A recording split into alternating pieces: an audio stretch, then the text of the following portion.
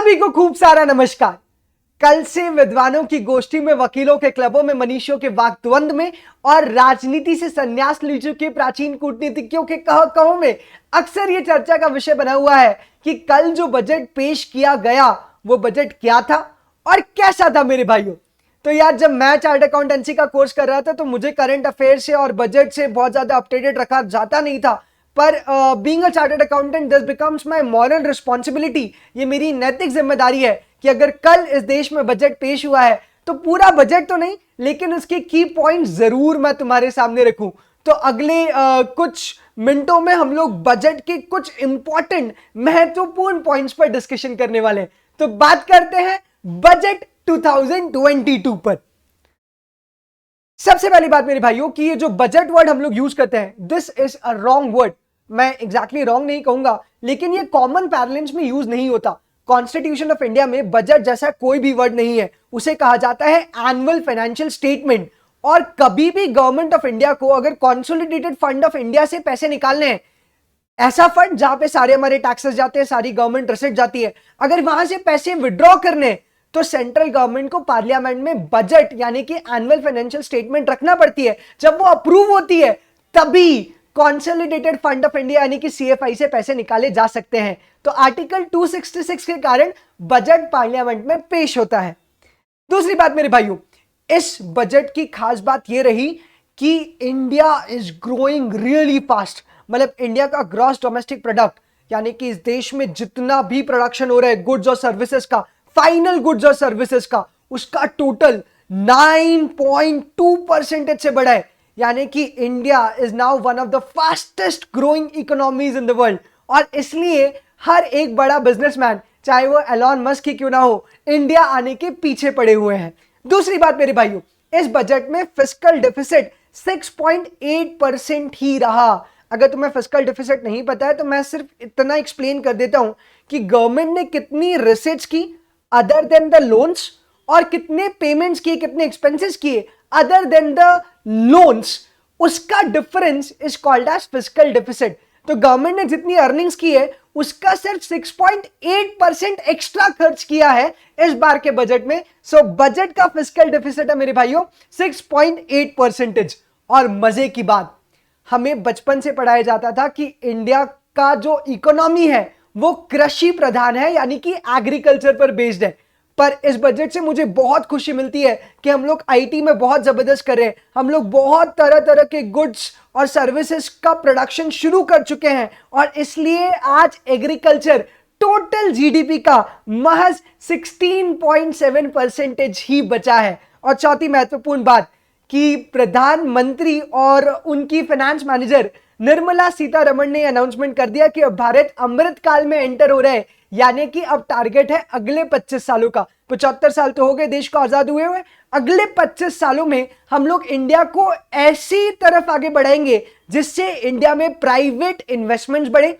PPP मैंने लिखा हुआ है, पब्लिक प्राइवेट पार्टनरशिप, यानी कि गवर्नमेंट और प्राइवेट एंटिटी साथ में मिलकर देश को डेवलप करे। नंबर 2, ग्रोथ की तरफ देश को ले जाएंगे। 9.2% जीडीपी जो है इसको और बढ़ाने की कोशिश करेंगे और तेजी से ग्रो करेंगे। एंड नंबर 3, एनर्जी ट्रांजिशंस लेके आएंगे, यानी कि नॉन रिन्यूएबल सोर्सेस से हटकर रिन्यूएबल सोर्सेस ऑफ एनर्जी पे सोचा जाएगा। तो अमृत काल इसे नाम दिया गया है। अगले 100 सालों की, अगले 25 सालों की हम लोग बात कर रहे हैं। India at 100 years. मेरे भाइयों, आज इस बजट के डिस्कशन को मैंने 4 पार्ट्स में डिवाइड किए। सबसे पहले हम लोग बात करेंगे पीएम गति शक्ति के बारे में, फिर इंक्लूसिव डेवलपमेंट में बहुत सारे एरियाज के ऊपर बात करने वाले, टैक्सेस में ये बात करेंगे कि डायरेक्ट टैक्स और इनडायरेक्ट टैक्स पे क्या इंपैक्ट पड़ा बजट का, एंड लास्टली मैं अपना फाइनल जजमेंट देने वाला हूं बजट के ऊपर कि मेरा एनालिसिस क्या कहता है। तो सबसे पहले बात करता हूं पीएम गति शक्ति की। ये जो योजना है this is based upon 7 pillars. 7 बड़े इंजन है पीएम गति शक्ति की। तो PM Gati Shakti is basically adding in the commercialisation and the transportation.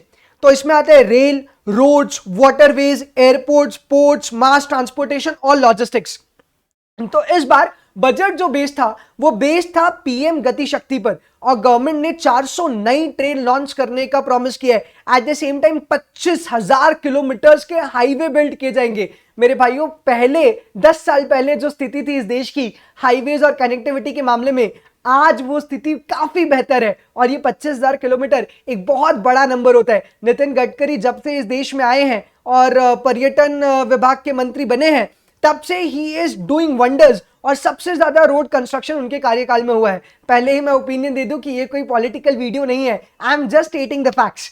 और एयरपोर्ट्स, वाटरवेज, पोर्ट्स, इन सब पे भी गवर्नमेंट अब स्पेंड करने वाली है पीएम गति शक्ति के अंदर। मास ट्रांसपोर्टेशन के अंदर अब गवर्नमेंट रोपवेज बनाएगी, लगभग 60 किलोमीटर के रोपवेज बनाने वाले हैं। जैसे तुम अगर वैष्णो देवी गए हो या किसी हिल स्टेशन गए हो तो रोपवेज में तुम्हें ऊपर और नीचे ट्रांसपोर्ट किया जाता है, तो रोपवेज पे गवर्नमेंट अब इन्वेस्ट करने वाली है। At the same time multi modal logistics terminal बनने वाले हैं, मतलब बहुत सारी ऐसी जगह बनेंगी जहां पे बहुत सारे सेलर्स अपना सामान स्टोर कर सकें और बायर्स वहीं से जाकर सामान को पिक कर सके। यानी कि ट्रेड में एड कर रहा है government by making multi modal logistics terminal. तो पीएम गति शक्ति पर इस बार देश के फाइनेंस मैनेजर का काफी फोकस था। दूसरा पॉइंट है मेरे भाइयों इंक्लूसिव डेवलपमेंट, और इंक्लूसिव डेवलपमेंट में हम लोग बहुत सारे सेक्टर्स की बात करने वाले हैं। सबसे पहले फार्मर्स, किसानों के लिए इस बजट में आखिर क्या है, और किसान इस देश की बहुत बड़ी आबादी है। तो किसानों के लिए मेरे भाइयों 2.3 लाख करोड़ गवर्नमेंट ने अलॉट किए हैं। बिल्कुल सही, 2.3 लाख और फिर करोड़, मतलब 1 करोड़ तुम्हें 2.3 लाख टाइम मिलेंगे। इसका मतलब है कि गवर्नमेंट जो है वो मिनिमम सेलिंग प्राइस किसानों को अश्योर कर रही है फॉर व्हीट एंड पेडी। किसानों का इतना बड़ा आंदोलन हुआ, उन्होंने मिनिमम सेलिंग प्राइस की डिमांड भी की गवर्नमेंट से, और इस बार गवर्नमेंट ने वो वादा भी पूरा किया है। 2.3 लाख करोड़ मेरे भाइयों। दूसरा, गवर्नमेंट चाहती है कि गंगा नदी के आसपास केमिकल फार्मिंग अवॉइड की जाए और ऑर्गेनिक फार्मिंग की जाए। तो कितनी हो पाती है वो देखेंगे हम लोग आने वाले सालों में, but that is what the real plan is. साथ में गवर्नमेंट ने केन बेटवा प्रोजेक्ट भी लॉन्च किया है, जो यूपी और एमपी का एक मालवा बेल्ट है, दमोह, सागर और झांसी और आसपास की डिस्ट्रिक्ट्स और सिटीज, उस बेल्ट में इरिगेशन की बहुत ज्यादा प्रॉब्लम है। तो गवर्नमेंट बहुत सारा फंड इन्वेस्ट करके वहां की इरिगेशन प्रॉब्लम को भी सॉल्व करने वाली है। तो ये 3 बड़े मेजर पॉइंट्स रहे फार्मर्स के लिए इस बजट के अंदर। नेक्स्ट है मेरे भाइयों एमएसएमई, यानी कि मीडियम लेवल पर जो ऑर्गेनाइजेशंस बिजनेस करती हैं, जो लार्ज कॉर्पोरेशंस नहीं है, मीडियम स्केल एंटिटीज हैं, उनके लिए गवर्नमेंट ने ECLGS यानी कि मेरे भाइयों emergency credit line guarantee scheme को एक्सटेंड कर दिया है टिल 2023। देखो क्या हुआ, जब कोविड आया तो बहुत सारे मीडियम एंटरप्राइजेस बंद होने लगे, मिड स्केल बिजनेसेस बंद होने लगे। तो गवर्नमेंट ने कहा कि बैंक उन एंटरप्राइजेस को लोन दे ताकि वो कोविड पीरियड में सर्वाइव कर पाए। पर बैंक किसी एंटिटी को लोन क्यों देगा जब वो एंटिटी ऑलरेडी डूब रही है? तो गवर्नमेंट ने कहा हम गारंटी देते हैं, तुम लोन दो, अगर वो एंटिटी पैसा नहीं दे पाई तो उसके बदले में पैसा हम देंगे। ये स्कीम ने बहुत सारे व्यवसायियों की हेल्प की और ये स्कीम को एक्सटेंड कर दिया गया है 2023 तक, और 50,000 करोड़ रुपए इस स्कीम में और डाले जाएंगे। नेक्स्ट है मेरे भाइयों स्किल डेवलपमेंट। गवर्नमेंट जो है वो भी डिजिटलाइज हो गई है, वो भी ऑनलाइन एजुकेशन की तरफ आगे जा रही है, और गवर्नमेंट ने कहा है कि हम लोग देश स्टैक ई पोर्टल बनाएंगे जिससे हम लोगों को लिटरेट करेंगे और उनमें स्किल डेवलपमेंट करेंगे ताकि एम्प्लॉयमेंट बढ़े। At the same time education के लिए जो पहले टीवी चैनल्स आते थे, क्लास फर्स्ट के लिए एक टीवी चैनल गवर्नमेंट ने अलॉट कर दिया था, सेकंड के लिए एक टीवी चैनल था, ऐसी टीवी चैनल्स में और बढ़ोतरी होगी, ऐसा फाइनेंस मिनिस्टर का अनाउंसमेंट है। At the same time government ने देखा कि इतनी सारी सुसाइड्स हो रही है, mental health is a real big concern, तो 23 टेली मेंटल हेल्थ सेंटर खोले जाएंगे। यानी कि अगर तुम्हें लग रहा है कि तुम डिप्रेशन में हो, you are not able to take up the pressure, तो तुम इस मेंटल हेल्थ फोन नंबर पर कॉल करके प्रिस्क्रिप्शन ले सकते हो, एडवाइस ले सकते हो फ्रॉम द डॉक्टर्स। फिर हाउसिंग फॉर ऑल एक स्कीम है, मतलब गवर्नमेंट जो है वो हर एक गरीब को घर देने की कोशिश कर रही है, और गवर्नमेंट चाहती है कि इंडिया में हर एक व्यक्ति के पास घर हो। उसके लिए 48,000 करोड़ रुपए और डाले जाएंगे। तुम्हें पता ही है कि गवर्नमेंट बहुत सारे बड़े बड़े प्रोजेक्ट्स बनाती है, गरीबों को घर देती है। जो भी बिलो पार्टी लाइन वाले लोग हैं उन्हें अलॉट किए जाते हैं ये फ्लैट्स और हाउसेस। फिर एक बड़ा डिसीजन, पोस्ट ऑफिस को कोर बैंकिंग सिस्टम में लेकर आ गए हैं। भाई अगर तुम पोस्ट ऑफिस गए हो तो तुमने देखा होगा एजेंट्स लाइन लगा के खड़ी रहते हैं, और अगर तुम्हारा पोस्ट ऑफिस एयरपोर्ट रोड में तुम्हारा अकाउंट वहां खुला हुआ है तो तुम किसी और जगह पे जाकर पोस्ट ऑफिस से पैसे विड्रॉ नहीं कर सकते। ये मेजर लिमिटेशन थी। गवर्नमेंट आज पोस्ट ऑफिस को कोर बैंकिंग सिस्टम में लेकर आ गई है, यानी कि तुम डिपॉजिट कहीं भी करो, विड्रॉल कहीं से भी कर सकते हो। Data will be managed centralised तरीके से। फाइनली मेरे भाइयों अर्बन प्लानिंग में बैटरी स्वैपिंग पॉलिसी लेकर आए हैं, मतलब चार्जिंग स्टेशंस बनाए जाएंगे, तुम अपनी नई बैटरी चार्ज होने पे लगा के जाओ, तब तक दूसरी बैटरी लेकर चले जाओ, तो तुम इलेक्ट्रिक व्हीकल्स बेटर तरीके से चला पाओगे और जितने भी बैटरी ड्रिवन इक्विपमेंट्स हैं उनको तुम यूज कर पाओगे। तो जो ट्रांजिशन ऑफ एनर्जी है वो होगा। सी पेज प्रोग्राम है, ये हमारे लिए बहुत इंपॉर्टेंट है। जितने भी चार्टर्ड अकाउंटेंट्स और कंपनी सेक्रेटरीज कंपनी के लिक्विडेशन में इन्वॉल्व होते हैं, तो गवर्नमेंट ने एक और बेहतर प्रोग्राम आईबीसी लेकर आए थे, इंसॉल्वेंसी बैंक्रप्सी कोड। उसके बाद एक और क्विक लिक्विडेशन के लिए वो लेकर आए हैं सी पेज प्रोग्राम। टेलीकॉम में वो 5G को और सपोर्ट करने वाले, और इसको प्रोडक्शन लिंक्ड इंसेंटिव स्कीम में भी स्थान मिलेगा, यानी कि बहुत सारे टैक्सेशन बेनिफिट्स और इंसेंटिव गवर्नमेंट देगी 5G नेटवर्क को बढ़ावा देने के लिए इस कंट्री में। मजे की बात, भारत काफी हद तक डिफेंस के लिए यूएसए, रशिया, इजराइल इन सब पे डिपेंड हुआ करता था, पर बजट में एक बड़ा अनाउंसमेंट हुआ है कि 68% डिफेंस इक्विपमेंट्स डोमेस्टिक इंडस्ट्री से खरीदे जाएंगे। And last of all digital रुपए निकाल दिया गया है, जो कि आरबीआई को रेगुलेट, मतलब आरबीआई जिसको रेगुलेट करने वाली है। तो सवाल यह है कि क्या फिर क्रिप्टो को लीगलाइज कर दिया जाएगा? तो जवाब है नहीं, क्रिप्टो लीगलाइज नहीं है, पर at the same time crypto को इलीगल भी करार नहीं दिया है। गवर्नमेंट ने क्रिप्टो का एक सब्स्टिट्यूट निकाल दिया है, डिजिटल करेंसी। अगर तुम्हें वाकई में डिजिटल करेंसी की जरूरत है और तुम्हें डिजिटल करेंसी को यूज करना है, तो आरबीआई डिजिटल करेंसी को काफी जल्दी लॉन्च करने वाली है। नेक्स्ट है मेरे भाइयों टैक्सेस। वैसे तो टैक्सेशन में बहुत बड़े चेंजेस नहीं है, स्लैब रेट में गवर्नमेंट ने कोई भी चेंज नहीं किया। क्लियर स्टेटमेंट था कि अगर तुम कम टैक्स पे करना चाहते हो तो तुम अपनी इनकम कम कर लो, तो तुम्हारा टैक्स ऑटोमेटिकली कम लगेगा, पर हम स्लैब चेंज नहीं करेंगे। साथ ही जो ऑल्टरनेट मिनिमम टैक्स है, जब तुम टैक्सेशन पढ़ोगे तो तुम्हें समझ में आएगा कि दो टाइप के टैक्स लगते हैं। एक बुक प्रॉफिट पर टैक्स होता है, और एक जो तुम टैक्सेशन 1961 का जो एक्ट है उसके अकॉर्डिंग टैक्स कैलकुलेशन करते हो, तो दोनों में से जो हायर होता है वो टैक्स गवर्नमेंट वसूल करती है। तो जो एएमटी ऑल्टरनेट मिनिमम टैक्स, वो कॉर्पोरेटिव सोसाइटी के लिए 15% कर दिया, क्योंकि कंपनी के लिए ऑलरेडी 15% था। तो गवर्नमेंट को लगा कि कॉर्पोरेटिव सोसाइटी के साथ ऐसा दुर्व्यवहार क्यों करना, उनके लिए भी 15% ही रेट कर दिया गया है। साथ ही साथ सरचार्ज कॉर्पोरेटिव सोसाइटी का 7% कर दिया गया, पहले ये 12% हुआ करता था। स्टार्टअप स्कीम को एक्सटेंड कर दिया गया, स्टार्टअप खोलने पर टैक्स बेनिफिट मिलते थे, टैक्स हेवन पीरियड कहा जाता है उसे, up to few years taxation नहीं लगता था, वो स्कीम को भी अब गवर्नमेंट ने एक्सटेंड कर दिया है। 30% टैक्स लगाया है डिजिटल एसेट में, ये बहुत ही महत्वपूर्ण पॉइंट है। मुझसे मेहुल सर पूछ रहे थे कि अगर 30% टैक्स लगा है डिजिटल एसेट पे, so is it a green signal और a red signal for crypto currency? तो जवाब है it is a green signal. अगर गवर्नमेंट किसी चीज पर टैक्स लगा रही है तो इसका मतलब है वो अब इलीगल तो नहीं हो सकता, यानी कि गवर्नमेंट क्रिप्टो करेंसी को बैन नहीं करने वाली है। इसको एक सिंपल एग्जांपल से समझाता हूं। अगर तुम क्रिकेट के अंदर बेटिंग करते हो तो गवर्नमेंट कभी भी टैक्स नहीं लगाती।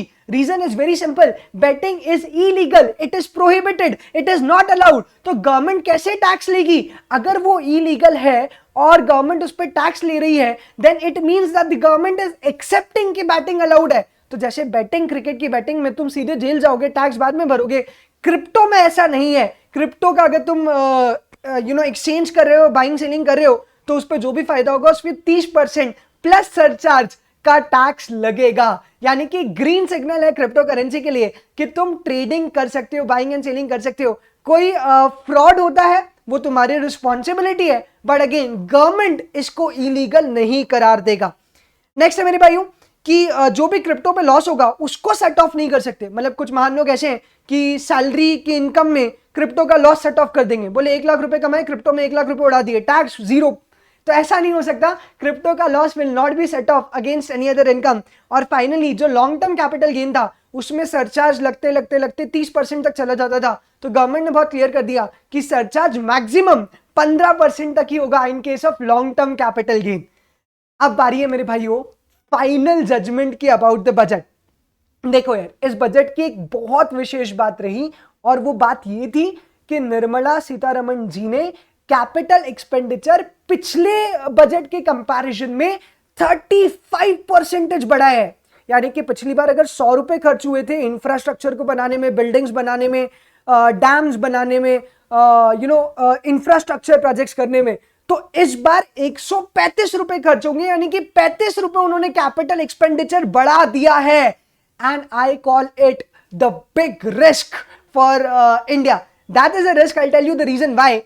But I sincerely appreciate the steps taken by Nirmala Sitharaman ji, and I am the strong supporter of this budget. I'll tell you why. देखो यार, जब भी कभी मार्केट में इन्फ्लेशन होता है, if there is inflation in the market, तो as a short term measure government क्या करती है? गवर्नमेंट सप्लाई नहीं बढ़ाती. देखो इन्फ्लेशन क्यों हो रहा है? क्योंकि डिमांड ज्यादा है और सप्लाई कम है. That is why inflation is happening in India. तो अगर डिमांड ज्यादा है और सप्लाई कम है, तो जो नॉर्मल लॉजिकल तरीका है वो ये है कि देश में चीजों का सप्लाई बढ़ा दो तो इन्फ्लेशन ऑटोमेटिकली खत्म हो जाएगा. से फॉर एग्जाम्पल, अगर मेरे पास भी 100 रुपए हैं और बाकी सबके पास 100 रुपए हैं, लेकिन ये फोन एक ही है, तो इस फोन का प्राइस 100 रुपए से बढ़ जाएगा. बिकॉज अगर हर कोई ये फोन अफोर्ड कर पा रहा है, तो फोन तो इतने हैं नहीं कि हर किसी को दे दे, तो eventually the price is going to be up. तो इन्फ्लेशन तब बढ़ता है जब डिमांड ज्यादा होती है और सप्लाई कम होता है. अब अगर इन्फ्लेशन को कम करना है तो लॉजिकल तरीका यह है कि सप्लाई बढ़ा दिया जाए. लॉजिकल तरीका यह है कि सप्लाई बढ़ा दिया जाए. पर यूजुअली बहुत सारी गवर्नमेंट्स सप्लाई बढ़ाने पे फोकस नहीं करती, क्योंकि ये लॉन्ग टर्म प्रोसेस है. धीरे धीरे सप्लाई बढ़ता है, एकदम से सप्लाई नहीं बढ़ जाता. गवर्नमेंट्स क्या करती हैं? वो आरबीआई को कहती हैं कि जब तुम दूसरी बैंक को लोन दोगे तो वो हाई रेट ऑफ इंटरेस्ट पे लोन दो. This is called reverse repo rate and repo rate. तो उनमें चेंजेस हो जाते हैं और गवर्नमेंट आरबीआई को बोलती है कि बैंक्स के पास पैसा कम जाना चाहिए, तो बैंक जो है वो कंज्यूमर को लोन कम देंगे, और कंज्यूमर को लोन कम मिलेगा तो मार्केट में डिमांड कम होगी. तो गवर्नमेंट फोकस करती है डिमांड कम करने के ऊपर. At the same time government जो है वो पब्लिक एक्सपेंडिचर बहुत कम कर देती है, क्योंकि अगर गवर्नमेंट पब्लिक एक्सपेंडिचर ज्यादा करेगी तो तुम्हारी जेब से कम पैसा लगेगा. से गवर्नमेंट ने ट्रांसपोर्टेशन को फीस फ्री कर दिया, इन दैट सिनेरियो तुम्हारी जेब से तो कम पैसा लगा ना, तो तुम उस पैसे से दूसरी चीज खरीदोगे, यानी कि तुम्हारे पैसों से डिमांड बढ़ेगी. अगर गवर्नमेंट ने पब्लिक एक्सपेंडिचर कम किए तो डिमांड भी कम होगी, क्योंकि तुम्हें अपनी यूटिलिटीज खुद मीट आउट करना पड़ेगी. तो गवर्नमेंट आरबीआई को कहती थी कि बैंक से ज्यादा रेट चार्ज करो ताकि बैंक लोगों को लोन ना दे पाए.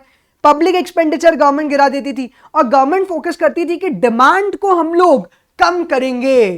पर निर्मला सीतारमण जी का इस बार जो स्टेप है वो कह रही हैं कि मैं बढ़ाऊंगी सप्लाई.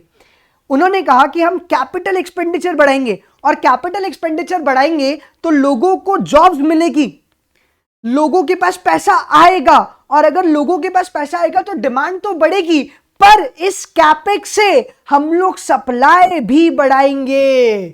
तो एज ए जनरल मेजर हो सकता था कि गवर्नमेंट एक्सपेंडिचर कम होता और इन्फ्लेशन को काबू में लाने की कोशिश की जाती, जो कि हुआ है post covid. But Nirmala Sitharaman ji की स्ट्रैटेजी अलग है. वो लॉन्ग टर्म खेलना चाहती हैं. अमृतकाल, इंडिया एट 100 years. तो निर्मला सीतारमण जी ने कह दिया कि मैं कैपिटल एक्सपेंडिचर करूंगी, मैं सप्लाई बढ़ाऊंगी, मार्केट में पैसा आने दो, लोगों के लिए जॉब्स क्रिएट होने दो, डिमांड बढ़ने दो. No worries about inflation, will increase the supply of the commodities. और इसीलिए I appreciate this budget a lot, और मैं कहूंगा कि this is one of the best budget in the past few years. और इसीलिए सेंसेक्स और निफ्टी भी उछला है. Investors have also applauded the budget presented by Nirmala Sitharaman ji. तो भाइयों, अच्छा बजट था, इंपॉर्टेंट बजट था. So my final judgement is pretty much simple, budget is great. तो यार आज के लिए इतना ही, छोटी सी अपडेट थी बजट के बारे में. हम लोग फिर मुलाकात करेंगे. Thank you so much everybody for listening me so patiently.